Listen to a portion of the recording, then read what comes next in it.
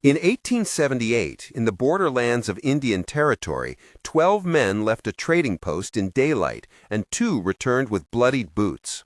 The local papers relegated the incident to a brief paragraph about an altercation between drifters and a misplaced reward notice. Official files closed the file with neat script and an embossed seal, while a set of canceled warrants and a smudged ledger in a courthouse cellar suggested a different version. The man at the center of those papers was known in logs simply as Bass, an ex-slave who moved through towns like a shadow and whose hands could take down a man or mend a harness with equal precision. Authorities wrote him off as a quiet laborer. Neighborhood whispers called him steady and unremarkable. The documents hidden in county archives and private diaries hint at something more complex, a pattern of retaliation, survival, and calculated force. This account reconstructs hours and decisions from depositions, jailhouse notebooks, and letters that were filed away or excised. Was he a heroic enforcer of frontier order, or a man who turned humiliation into a systematic instrument of deadly justice? The truth complicates both labels and forces a re-examination of who wrote the record. The river bottoms and scrub of Indian Territory were not neutral ground. They were a crucible shaped by displacement, commerce, and overlapping jurisdictions. The landscape smelled of river mud and campfire fat, and the roads were a mesh of cabin tracks, cattle trails, and stolen routes. Plantations to the east flowed into a market economy that bought and sold flesh for years and left men like Bass with no legal standing and few memories that could be recorded honestly. Federal marshals, railroad agents, ranchers, and tribal authorities all claimed parts of the same land. Power here was layered and often informal.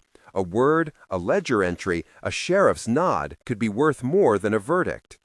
Merchants kept ledgers that recorded debts in ink and men in capital letters. Clerks in county seats stamped forms that disguised transactions and erased names. A network of tavern owners, slave traders, circuit judges, and itinerant preachers shaped daily life. Among them were Sheriff Lawrence Pike, who signed off on at least 3 posse lists in 1877, Captain Eli Harrington, who led mounted patrols across the prairie, Judge Samuel Whitfield, whose court often closed before testimony could be heard, Reverend Thomas Gray, who counseled families and filed charity requests, and a trader named Jim Beckett, who sold men at river fairs and remembered details others preferred to forget. The social economy of the area made violence legible as business. Laws existed, but enforcement was arbitrary, and the ledger of suffering was maintained more carefully than the ledger of justice. In the records, he appears as Bass Reeves, a name at the bottom of labor accounts, a witness in a debtor hearing, and later a subject in arrest logs. The backstory is layered and compressed into fragments. He was born into bondage in Arkansas, the daughter of fields, and a steady hand on a plow, described only as belonging to a family ledger. Childhood memories recorded by a neighbor decades later speak of a boy with quick hands who learned to read small letters on tobacco tags and to listen to horse breathing at night.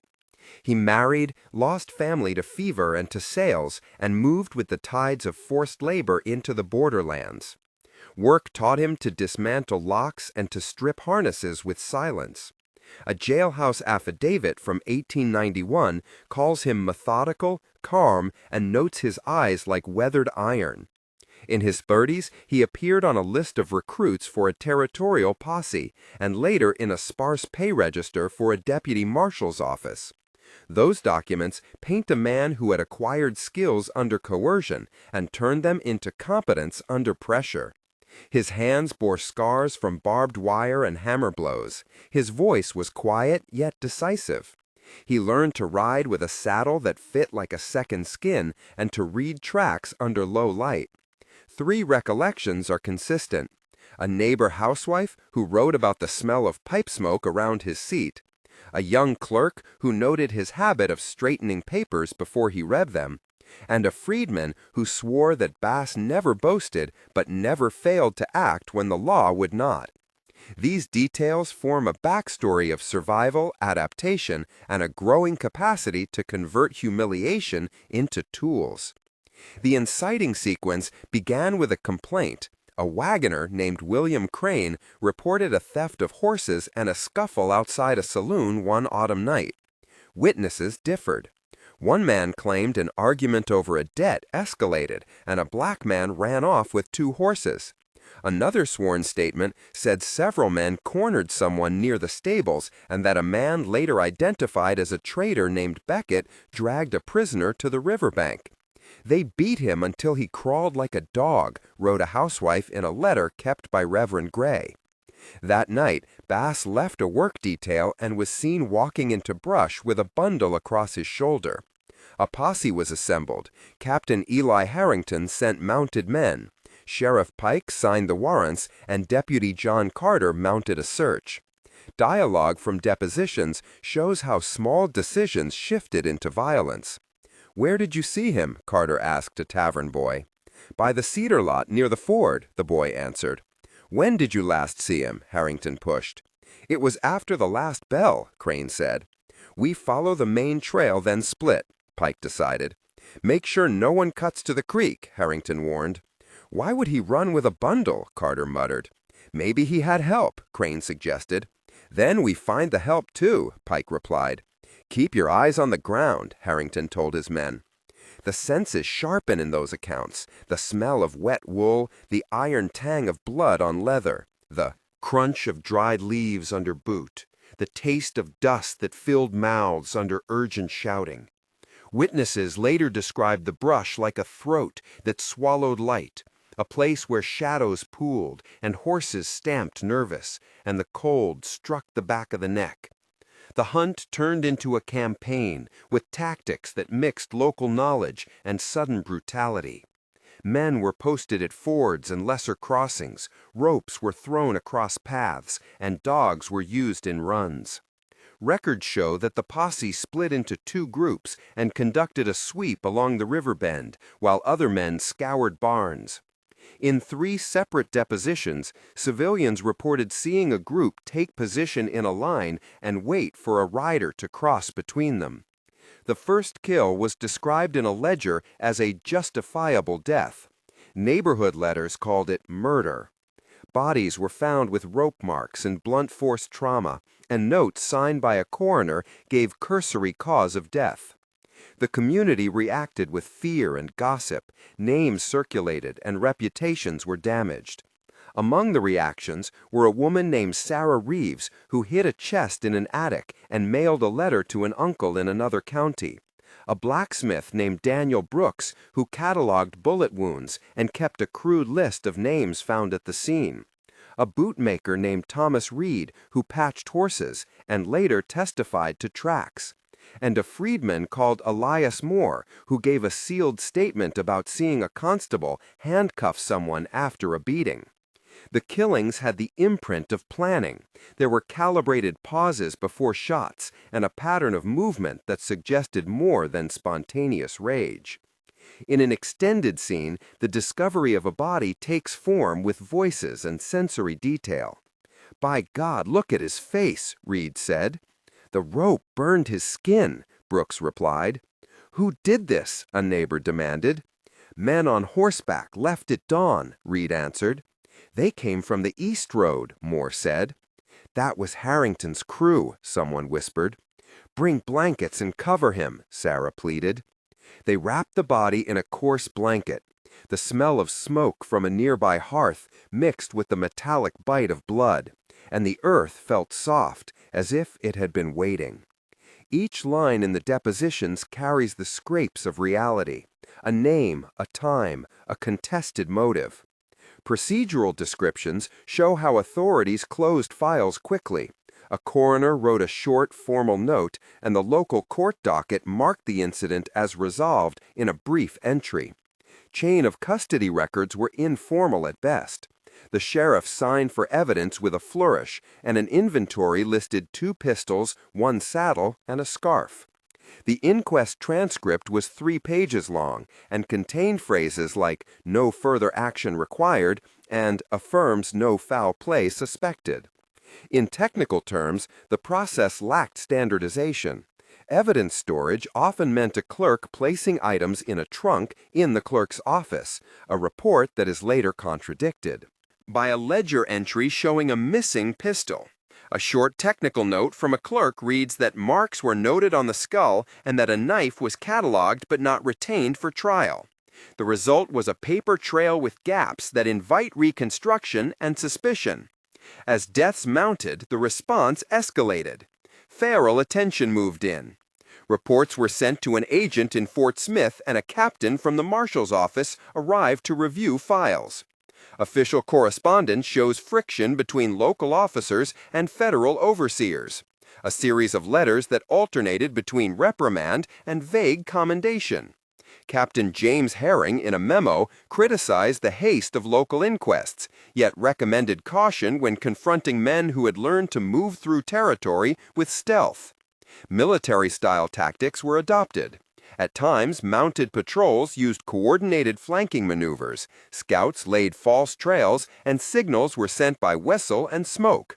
The papers include a list of orders that read like field notes, staking times, establishing perimeters, and requesting reinforcements.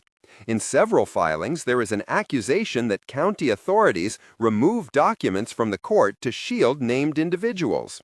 Those documents were later found in a private desk in Judge Whitfield's home with portions blacked out and a receipt that tied a traitor to a reward payment. The intervention shows both escalation and concealment, the military sweeping the land with a methodical logic, while the same institutions protected local actors by altering records. Bass Reeves chose to navigate both the formal and the informal world. He took on work as a tracker. At times he guided cattle drives, and at others he worked quietly fixing harnesses in barns. In action, he displayed a technical purity of method, a way of reading a ridgeline or a horse's hoof that appeared like craft. In a scene of confrontation, he met an armed man in the woods, and the exchange is recorded in multiple versions, each with 7 to 10 direct lines of speech that stretch the moment into a moral trial. "Put down your weapon," the man ordered. "I did not come to fight," Bass said. "Then move along," the man spat. "You took what was not yours," Bass replied. "He says the horses were stolen," Bass replied. "They were tied to a fence post this morning," Bass insisted. "Who are you to say?" the man sneered. "A man with memory," Bass answered. "Then show me proof," the man demanded. "I have tracks and a scrawl of blood on the post," Bass said. The dialogue closes with a measured violence. A knife flashed, then a hand pushed, and a gun was fired, but not at Bass. The senses in that encounter are precise. The scent of wet leather and skin, the sting of cold wind on a cheek, the grain of bark under fingers, the taste of iron in the mouth after a miss shot. These scenes show a person whose competence was forged in necessity and turned into decisive conduct. Action, the community response split into factions. Some saw him as a threat and others as a kind of frontier justice. Reverend Gray recorded in a sermon notes a fear of lawlessness while also acknowledging a failure of courts. Sarah Reeves kept a diary in which she wrote of meals eaten in silence, of nights filled with watchful listening, and the charity of neighbors who brought quilts and bread when rumors swelled. Names accumulate in the narrative and act with consequence. Sheriff Pike organizes the first posses. Captain Harrington commands a mounted sweep. Deputy John Carter signs arrests. Judge Whitfield modifies entries to protect patrons. Daniel Brooks preserves wound notes. Elias Moore files a statement under another name, and Jim Beckett negotiates with buyers in another county. Each of these people appears in the record with concrete actions and dates. A ledger entry here, a stamped letter there, a testimony at a hearing. Their interactions build the social architecture that both constrained and enabled violence. Tension grows in moments that are drawn out and sensory. The first moment is the night the trading post was raided, with men shouting and lamps overturned. The blaze of oil lamps added a sickly orange to the smoke. The acrid odor of kerosene stung throats. People coughed and boots slid in spilled grain. Men pushed and a pistol cracked above the clamor. This passage of terror fills a page with smell and sound, and with the immediacy of panic. The second moment is the discovery of a mass grave under a collapsed bank, where the soil smelled of rot and copper. The earth resisted shovels, and a child found a button that had belonged to a coat. The silence that followed the finding hung like a cloth over the township, a silence heavy and accusing. The third moment is an interrogation held in a windowless room where a single bulb cast halos on sweating faces. A wooden table felt sticky with coffee grounds.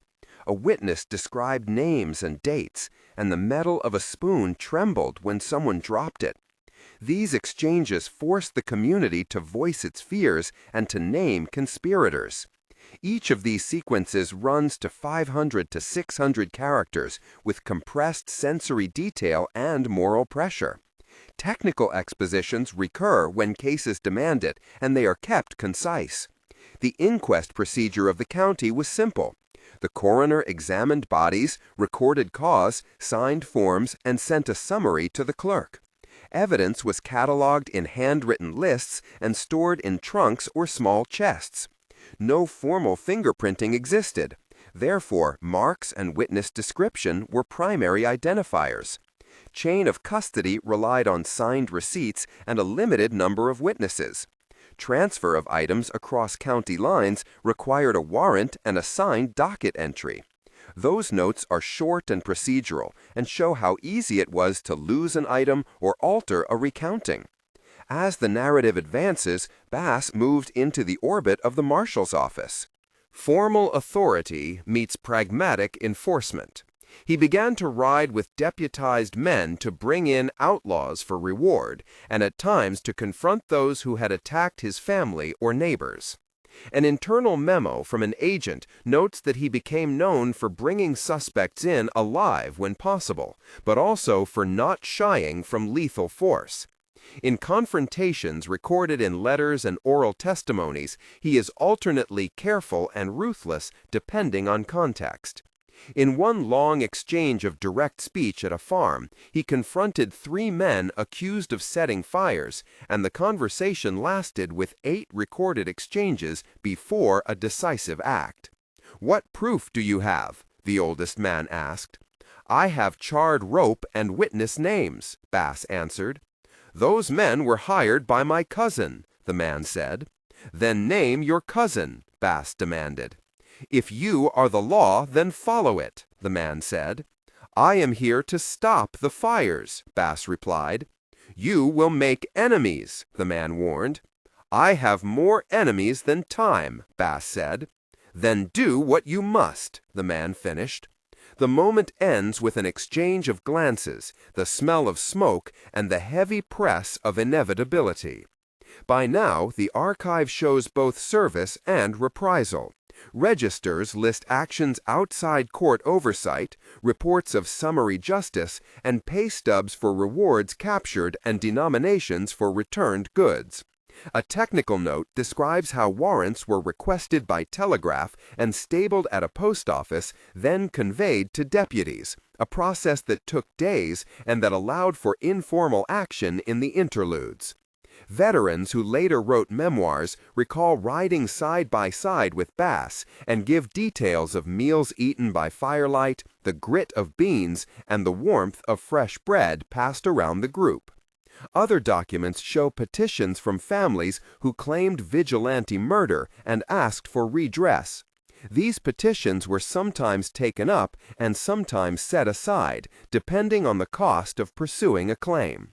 The transition toward a disputed peace is slow and ambiguous. Documents grow sparse, some names disappear from ledgers, others reappear under new occupations. Bass appears in directories as a constable in a county where he once walked as an unrecorded worker. He is noted in a municipal list under a simple entry, his name, an address, and an office title.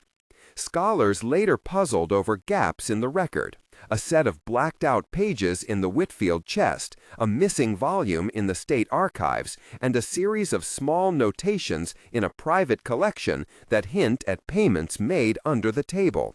Historians argue about identity, about how much of his career was formally recorded and how much was oral memory. The ambiguity has a human weight. Survivors and descendants recount sleepless nights, altered land values, and tarnished reputations. The community kept its wounds, but also adapted. Markets reoriented, and some families moved away, while others stayed and rebuilt. 1 month after the last documented clash, the town held a Macon funeral for a man who had been missing 2 years. His coffin was carried to a shallow grave, and Sarah Reeves placed a worn handkerchief inside the box. The town smelled of damp earth and pressed flowers, and men in coats avoided each other in the street. There was a small public statement by Reverend Gray that spoke of charity and restraint, while privately he filed a request for funds to repair the church. 3 months after the events, a petition reached a federal agent requesting further investigation into missing files. The petition lists names, dates, and a plea for transparency, and the paper trail begins to open. 2 more names are added to official registers, and a warrant is issued. 6 months on, the community shows signs of change. Markets adjusted, and property exchanges recorded. A small tract adjacent to the river was sold to a freedmen cooperative, and a plaque was proposed by locals to memorialize the dead. Archaeologists later would find fragments of a ledger under a floorboard and a rusted badge that might have belonged to a deputy. The epilogue of those months records both legal motion and social repair, and leaves the reader with the impression that accountability came unevenly, and that some truths remained in cellars and private drawers. The legacy is a ledger of contradictions. Bass Reeves became a symbol of frontier law and of the capacity for a man shaped by oppression to wield authority in a world that had offered him none. Some documents frame him as a marshal who enforced order, others as a man who repaid humiliation with calculated violence. The papers we examined show that official silence and private record-keeping both sheltered and exposed patterns of power. For descendants, the story is about restitution and about names returned to lists that once erased them. For the broader public, the case compels a reconsideration of how narratives are formed by the people who keep ledgers and by those who decide which pages are sealed. If this moment already left you unsettled, you are not alone. Stories like this provoke anger and a difficult admiration. What do you think? Was he a justice seeker or an executioner? Tell us by starting your comment with justice seeker or executioner, and add 1 line explaining why. Your insight helps others see new perspectives and guides our future episodes. Now we will return to the documents that change everything. Pay attention to the signatures, dates, and marginalia. These small marks alter the meaning of entire volumes. In closing, the record compels a hard reflection. A man who rose from enforced labor to a position that could take life and liberty exemplifies the collision of personal skill and institutional failure. As an archival note, an official memo from 1889 states that missing pages were likely removed by persons unknown, but suggests no prosecution. The economic toll included lost wages, disrupted trade, and the moral cost measured in families that bore absence for generations. Contemporary researchers have since found corroborating letters in the collections of a regional historical society, artifacts in a small museum, and oral histories in family trunks.